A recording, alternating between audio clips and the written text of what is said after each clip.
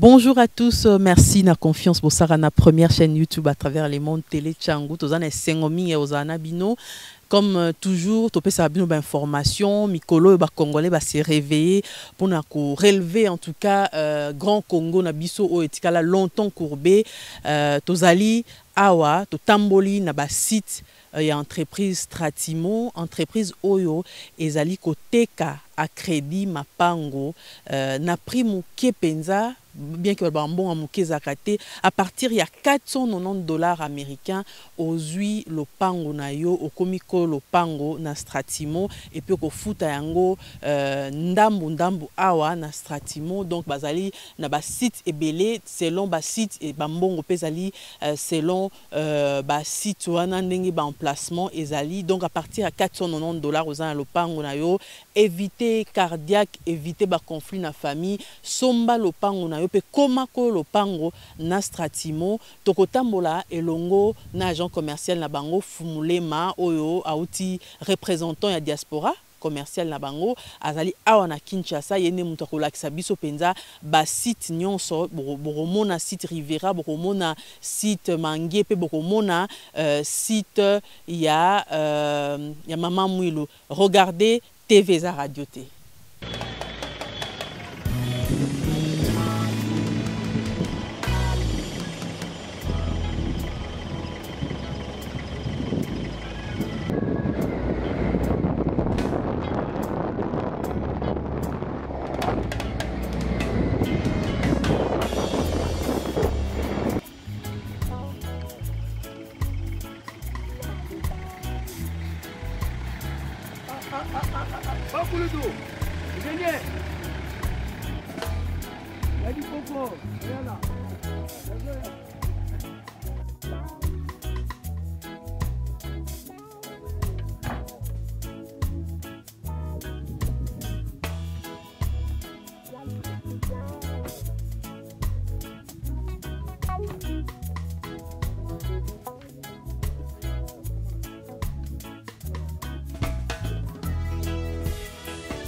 Le site s'étend normalement, si tes eaux peuvent s'étendre sur au moins, disons déjà 24 hectares à 25 hectares. C'est parce que nous avons la partie haut et assez et nous remontons encore sur la pente. Dans pente, au sommet de cette pente, il y a un plateau.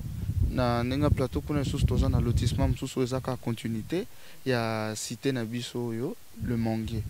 Quand on a déjà le Manguier ango parce que bateau bazan na Kinshasa ou bien te baoza bazan Europe bakoza pe bandeko na bango awa na Congo démocratique ezali wapi ezali après koleka ntelango na niveau nini bakotela wapi et tout ça. Voilà. Le Manguier pour na bato nyonso que ce soit bateau baza na Europe que ce soit bateau bazo évoluer localement awa le Manguier est situé précisément na commune na Ntsele.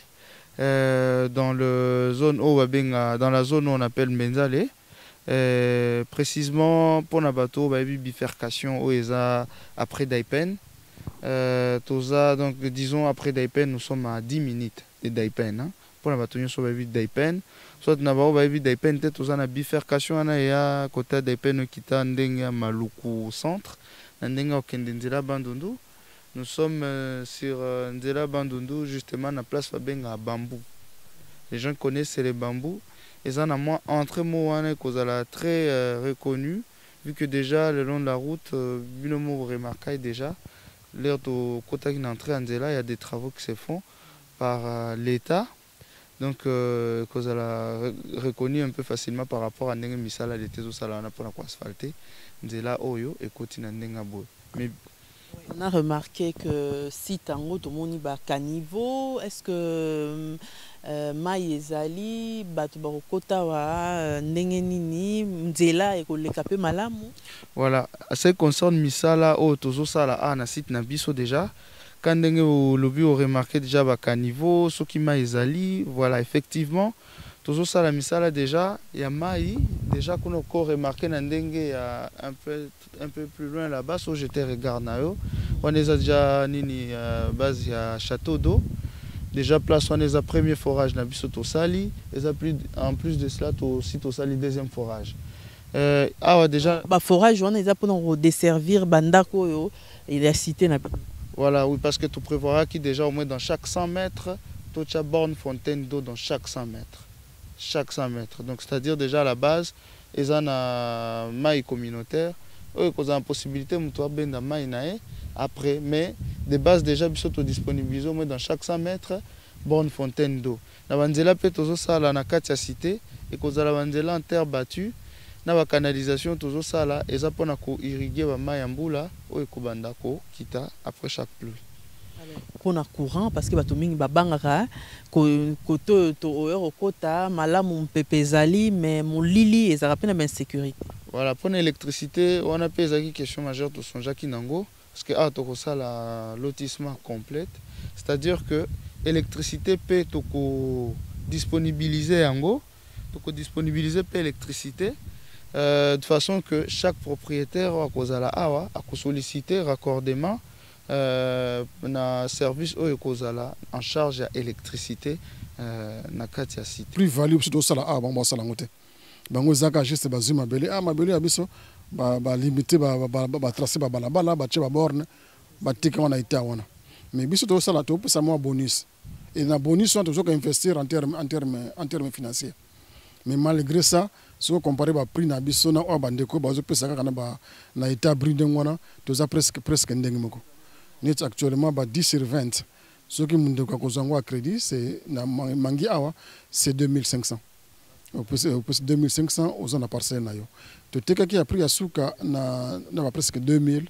C'est parce que travaux musaka prévu to bagisi yango. Net sokuta moni projet Chile Gelou et comité mais comment pas la bisoté et nous avons dû négocier na bandeko ya OVD na Grec 7 au basala nzelango de négocier que nzelango comme tipa na biso.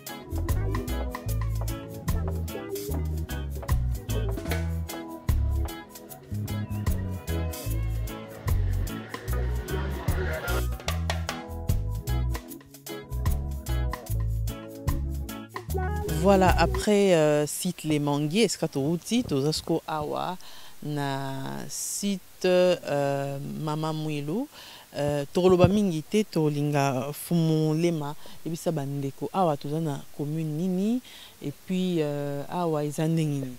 Non, awa tu na commune ya Ntsele, tu na site Mama Mwilu nengo utakoloba. Mama Mwilu aza une des anciennes histoires bakimbangistes. Nous avons Mamulu, c'est la femme à Passimo Kimbangu. Donc tu peux ça comme il y a Mamulu pour travailler qui en partenariat na Bakimbangiste Fondation MKB. Tu travailles avec na Bango pour na site commercialisation. Il y a site qui est assuré par le Kimbangiste MKB, groupe MKB. Alors, awa, tu as plus de 1200 parcelles. Parce que tu vas progressivement. Parce que ça vraiment étendu comme mon pensa. Quand nous sommes ici, tu as parti de A, B, C, na F, fraise. On partir en tout ces là. Sili, ça veut dire le pain au moins est égal. Non, le pain est en tout cas partout. Parce que on a maman moulou, ma pain aux alliés. Donc, ce que tu as ma pain peut-être à la revente. Les gens qui ont été que somba na yo bomba bande musu ba somba ba bomba bangonde bazo proposer ba revente et ba te quand na prix boyo kala kana te boteka ngo combien ka teka ngo na au départ to bandanga na 4500 pour na 20 et tant que comme somba ba parti mususu pour na ko agrandir le site to comme ko teka dernier prix to teka na 6000 20 et augmentation à prix on est qui justifié par rapport à prix d'achat à hectare. Il faut se dire que tant que sombaka les morceaux de sombaka na hectare na prime susu et tant que comme ko viabiliser site ba propriétaire pe ba belé la bango ba comme ko sala ba surenchère donc et m'a tapé.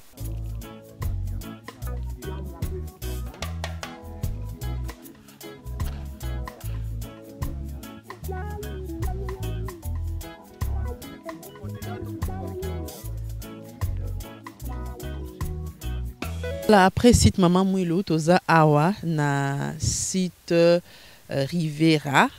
Balobeza site asika fumulema. Yebisa poto moni pe misala penza onde ya makasi no ebandite. Non, c'est vrai, eza site ya sika ndenge nalobaki. Et comme on dirait déjà bizarrement pas na biso, aussitôt que tu annonces que tu as un site à sika, ba client ba yeko ko s'accaparer presque na nyonso. Ndenge tu as na site o bien ne omoni, tu sali. Tu bien en riviera, bozomona, tu as voisin na fleuve. Fleuve yango, o bozomona zomona londende wana. Na tu prendre gas que brouillard nde yango babenga londende na lingala. Londende bozomona wana na sima yango fleuve. Donc tu as vraiment na fleuve. Déjà dans le fleuve et puis 200, 500 mètres, il y a avenue principale. La route à Maluku centre. Déjà à quelques 200, 500 mètres, kilomètres, il y a voie principale et puis voisin na fleuve. Donc, en fait, na de salle misalate, mais de ça, j'en ai pas gens déjà. Donc, c'est là, Goya misala et coupé sama. Et awa le site exact na menace mon côté site ça vraiment plat et tout moni raison te ko sala ba travaux awa o to sala ba caniveau to ça sukani non ba caniveau to sala ngote to ko teka site oyo to tracer ba balabala to borner comme d'habitude to che ba fontaine d'eau na chaque 100 mètres. Client oya komona ke batile mai na kata lupangu nde to kocha mai na kata lupangu. Alors mutuna to tuna kité na ibite so eza au dernier site to revisiter pour na mokolo lelo. To tika na deux sites le bambou na espoir. Na espoir au possible spécificité na au possible spécificité na bambou na ba montant le pango eza ndenge nini combien? Mais bon na bambou to zoteka papa parcelle na 3500. Le bambou eza na quartier bambou donc en face il y a Mbenzale. Ce que za na route zo que vers Bandundu au commune Mbenzale en face na ngoni to babinga quartier le bambou. École moka ba catholique za wana. Biso to juste na sima école ba catholique. Et toujours ngato créer nzela moko ko na le bambou et l'équilibre biso ti na espoir. Ça nous fait à peu près ko le bambou ti espoir ba 2 km. Donc on négocier pour créer une zélé sikawana mais actuellement tout ça la mois de tour moko il y a 8 km. Espoir eza wapi na commune? Espoir eza na Maluku mais eza juste en face il y a quoi il y a Mama Mwilu. De ce que je espoir aux na Mama Mwilu wana et ba négocier ba commune na ba yaki na Mama Mwilu ce que termine na quartier CL. Ce côté na CL en face bozomona ka mapangu moko za wana de cité no sona za mapangu ya makambo ma cité joueur makambo aza en face na biso na CL et nzela makambo ndezo mabiso na espoir de espoir eza na nzela Muyembe toza ba voisin na makambo voisin na docteur Muyembe toza na kotwana mais actuellement to ça la détour moko ya 8 km mais possibilité zali o tozo négocier déjà pour te créer nzela moko ko uta le bambou o yembala moko na espoir et na espoir to te ka parcelle moko na 490 parcelles il y a 10 fois 15 mais $190 $490 c'est un prix promotionnel ce que somme le pango pana biso première démarche là ka to pesa yo contrat aux liés yo na biso contrat na bandeko si baso pana biso bengo acte de vente. Acte de vente to ko déterminer ba critères nyonso o ezala bénéfique pour na yo et puis pour na biso. Donc ba devoir na biso, ba droit na yo, ba devoir na yo, ba droit na biso et ko ezala défini na acte de vente wana. Soko sombi yango mingi to teka na crédit, to teka pe na cash. Net na espoir na bambou, to pesa crédit à 3 mois et puis 6 mois.